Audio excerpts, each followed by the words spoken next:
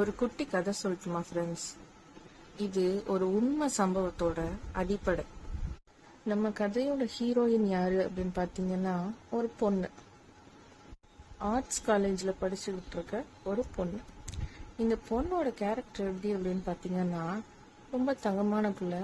School படிக்கும் போதெல்லாம் ஸ்டடீஸில் நல்லா அகடமிக் வைஸ் நல்லா ஸ்கோர் பண்ண ஒரு பொண்ணு. அதே போல் அப்பா அம்மாவுக்கு ரொம்ப கீழ்ப்படிஞ்சு நடக்கிற ஒரு பொண்ணு. இன்னும் சொல்ல போனால் அனாவசியமாக கூட யார்கிட்டையும் பேசாது, யாரையும் காயப்படுத்துகிற மாதிரி பேசாது. நல்லா தங்கமான ஒரு பிள்ளை அப்படின்னு சொல்லலாம். இந்த பொண்ணு ஸ்கூல் முடிச்சுட்டு ஆர்ட்ஸ் காலேஜில் ஜாயின் பண்ணுவேன். அது உமன் காலேஜ், சரிங்களா? அப்போது ஃபர்ஸ்ட் இயர் ரொம்ப அட்டகாசமாக அருமையாக போகுது. அதுலேயும் அகடமிக் வைஸ் இந்த பொண்ணு நல்லா ஸ்கோர் பண்ணுது. செகண்ட் இயர் ஸ்டார்டிங் கொஞ்ச நாள் நல்லா போகுது காலேஜ் லைஃப். அப்போது கொஞ்ச நாள் கழிச்சு என்ன ஆகுது அப்படின்னா, இந்த பொண்ணு ஒரு சோஷியல் மீடியா அக்கௌண்ட் ஒன்று ஓப்பன் பண்ணுது. அந்த சோஷியல் மீடியாவில் ஒரு ஹீரோ, நம்ம கதையோட ஹீரோ அப்படின்னு எடுத்துக்கலாம். இல்லை, இப்போ இந்த பொண்ணோட லைஃப்பை பொறுத்த வரைக்கும் வில்லன்னே நம்ம இவரை சொல்லலாம். ஹீரோ என்ட்ராகிறார். இந்த பொண்ணுக்கு இந்த பையன் யாருன்னு தெரியாது, புதுசா மீடியால பார்த்து பேசுறாங்க. அந்த பையனுக்கும் இந்த பொண்ணு யாருன்னு தெரியாது, புதுசா பேசுறாங்க. இப்படி பேசி பேசி பேசி இந்த நட்பு கொஞ்ச நாள்ல என்ன ஆகுது அப்படின்னா காதல் ஆகுது. ரெண்டு பேரும் மீட் பண்றாங்க. அப்ப என்ன ஆகுது, ஸ்டடி வைஸ் இந்த பொண்ணு கொஞ்சம் பின்தங்க ஆரம்பிக்குது. அதே போல பிஹேவியர்ஸ் எல்லாம் கொஞ்சம் சேஞ்ச் ஆக ஆரம்பிக்குது. இப்போ கூட இருக்கிற ஃப்ரெண்ட்ஸ், ரொம்ப நெருங்கின தோழிகள் கேட்குறாங்க, என்னாச்சு உனக்கு அப்படிங்கும் போது ஒன்றும் இல்லை அப்படின்னு சொல்லிட்டு சமாளிச்சிருது. அதுக்கப்புறம் அந்த பையனை மீட் பண்ணி அந்த பழக்க வழக்கம் இன்னும் கொஞ்சம் ஸ்ட்ராங் ஆனதுக்கப்புறம் இந்த மாதிரி தனக்கு ஒரு காதல் இருக்கிறதா சொல்லுது. அப்போ என்ன ஆகுதுன்னா, யாருக்குமே சுற்றி இருக்க தோழிகளுக்கும் இதை பற்றி பெருசாக தெரியல. ஆனால் இந்த பொண்ணு அடிக்கடி போய் அவனை சந்திக்குது. அந்த பையனும் இந்த பொண்ணை சந்திக்கிறான். இந்த பையனோட பேக்ரவுண்ட் என்னன்னு இந்த பொண்ணுக்கு தெரியாது. ஐ மீன் ஃபேமிலி என்ன, எப்படி, இல்லை வசதியா, இல்லை இந்த பையன் வசதி இல்லையா, இந்த பொண்ணை வச்சு காப்பாத்தோன்னா எதுவுமே தெரியாது. ஆனால் என்ன ஆகுது அப்படின்னா, நாளுக்கு நாள் இந்த பழக்கம் ஒரு இன்டர் கோர்ஸில் போய் முடிஞ்சிருது. தப்பும் பண்ணிடுறாங்க. அதனால என்ன ஆகுது அப்படின்னா, இவங்க ரெண்டு பேரும் சேர்ந்து இவங்க மட்டுமே ஒரு முடிவு எடுக்கிறாங்க. என்ன அப்படின்னா, கல்யாணம் பண்ணிக்குவோம் அப்படின்ட்டு. இந்த கல்யாண விஷயம் இந்த பொண்ணோட கூட படிக்கிற ஃப்ரெண்ட்ஸுக்கும் தெரியாது, அந்த பையனோட சர்க்கிள்லையும் யாருக்கும் தெரியாது. ஒரே ஒரு பையனை தவிர, இந்த பையனோட க்ளோஸ் ஃப்ரெண்ட் ஒரு பையனை தவிர.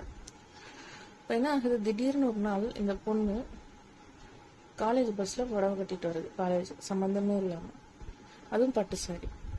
அப்போ கூட இருக்க ஃப்ரெண்ட்ஸுக்கு அழுதுகிட்டே இருக்கா. அதுவும் இல்லாமல் கூட இருக்க ஃப்ரெண்ட்ஸுக்கு சந்தேகம் வருது. என்ன அப்படின்னு கேட்கும்போது இந்த மாதிரி ஒன்றும் இல்லைன்னு சொல்லி சமாளிக்கிறான். அப்பயும் அவ இந்த கல்யாண விஷயத்த வெளியில சொல்ல. அப்போ இந்த ஃப்ரெண்ட்ஸ் ஒரு பொண்ணு இந்த பொண்ணோட டைரி எழுதி வச்சிருக்கா. இந்த பொண்ணு ரெஸ்ட் ரூம் போகும்போது டைரி எடுத்து படிச்சிடுறான்.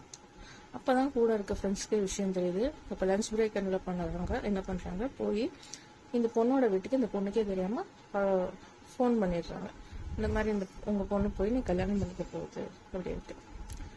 அப்போ காலேஜ் முடிகிற டைம்ல ஒரு பக்கம் காதலன் கூட்டு போய் கல்யாணம் பண்ணிக்கிறதுக்காக வெயிட் பண்றாரு, ஒரு பக்கம் இந்த பொண்ணோட அப்பா அம்மா தரன்னு பிடிச்சி இழுத்துட்டு போறதுக்காக வெயிட் பண்றாங்க. அப்போ இந்த பொண்ணு ஆப்வியஸா அவங்க அப்பா அம்மா கையில தான் மாட்டுறா. அப்போ என்ன பண்ணிடுறாங்க, கூட்டிட்டு போய் அடிச்சு வெளுத்து அந்த பொண்ணை வீட்டுல அடக்கி வச்சு அந்த பொண்ணுக்கு சொந்தக்கார பையனோட கல்யாண ஏற்பாடு பண்ணிடுறாங்க. ஆனா அப்பயும் என்ன ஆகுது அப்படின்னா, இந்த பொண்ணு முடியவே முடியாதுன்னு சொல்லிட்டு தான் நினைச்ச மாதிரியே ஓடிட்டு இந்த பையனை போய் கல்யாணம் பண்ணிக்குது. அப்போ சில வருடங்கள் கிடக்குது. அப்ப இந்த கல்லூரி தோழி ஒருத்தி இந்த பொண்ணு சந்திக்க நேரிடுது. எங்க பாக்குறாங்க அப்படின்னா, ஒரு பேக்கரி கடையில இந்த பொண்ணு வேலை செஞ்சுட்டு இருக்கிறத பாக்குறாங்க. அப்போ அந்த பொண்ணை குறிச்சு விசாரிக்கும் போது அந்த கட்டினவனும் ஒரு நல்ல நிலைமையில இந்த பொண்ணை வச்சிருக்கு அப்படிங்கிறது தெரிய வருது. நான் ஏன் இந்த கதையை உங்களோட ஷேர் பண்ணிக்கிறேன் அப்படின்னா, வாழ்க்கையில காதல் ஒரு பகுதி, நான் இல்லைன்னு சொல்லல, அதுவே சிலருக்கு வாழ்க்கையும் கூட. ஆனா காதலிங்க, கல்யாணம் பண்ணுங்க, பெற்றவங்க சம்மதத்தோட நல்ல பேக்ரவுண்ட்ல போய் செட்டில் ஆகுங்க. நம்ம தவற எடுக்கிற ஒரு முடிவு, அது இந்த கதையை பொறுத்த வரைக்கும் தவறான ஒரு முடிவு. ஏன்னா படிக்கிற வயசுல படிக்காம திடீர்னு ஒரு பழக்க வழக்கம் இப்படி ஒரு பேக்ரவுண்டுக்கு அந்த பொண்ணை கொண்டு போயிடுச்சு. ஒருவேளை அந்த பொண்ணு படிச்சிருந்து டிகிரி கம்ப்ளீட் பண்ணிது, வேலைக்கு போயிருந்து, சம்பாரிச்சு அவங்க அப்பா அம்மா கொடுத்துருந்து அதுக்கப்புறம் லைஃப் செட்டில் ஆயிருந்தா நல்லா இருக்கும். ஆனா இந்த மாதிரிதான் நம்மள சிலரும் மாட்டிக்கிறோம். இது அந்த பொண்ணுக்கு மட்டும் பிறந்தாது, அந்த பையனுக்கும் சேர்ந்துதான் பிறந்தோம். அவசர அவசரமா ஒரு தப்பு பண்ணி நம்ம எடுக்கிற முடிவு எவ்வளவு ஒரு பின்விளைவை கொண்டு வருது. அதனால வாழ்க்கையில இந்த மாதிரி காதல், கல்யாணம் அப்படிங்கும்போது ஜாக்கிரதையா முடிவெடுங்க. போய் தப்பு பண்ணிட்டு சில விஷயத்த சரி பண்ணணும்னு நினைக்காதீங்க. தப்பே நடக்காம பார்த்துக்கோங்க. நம்ம வாழ்க்கை நம்ம கையில தான் இருக்கு. அதை இழந்து போயிட்டு அதுக்கப்புறம் யாரை குறை சொல்லியும் பிரயோஜனம் இல்லை.